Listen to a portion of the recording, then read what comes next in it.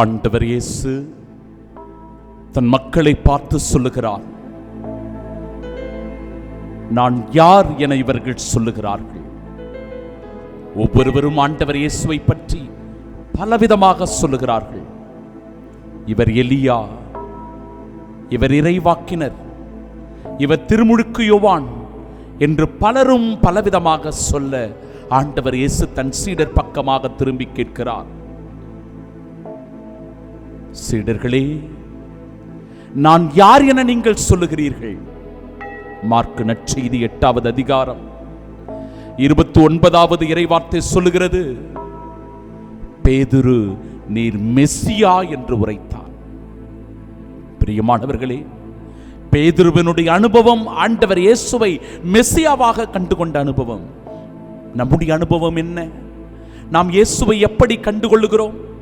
இயேசு நம் வாழ்வில் யாராக இருக்கிறார்? நம் மீட்பரா, நம் மெசியாவா, நம் ஆண்டவரா, நம் தாயா, நம் தந்தையா, நம் நண்பரா, நம் உறவினரா, நம் சகோதரனா? யாராக நம் இயேசு இருக்கிறார்?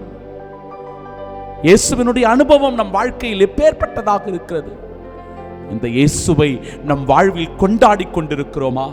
இந்த இயேசுவை நம் வாழ்வில் அனுபவித்துக் கொண்டிருக்கிறோமா? அல்லது யாரோ ஒருவரை போல கண்டும் காணாதவர்களாக, பார்த்தும் பார்க்காதவர்களாக போய்கொண்டிருக்கிறோமா?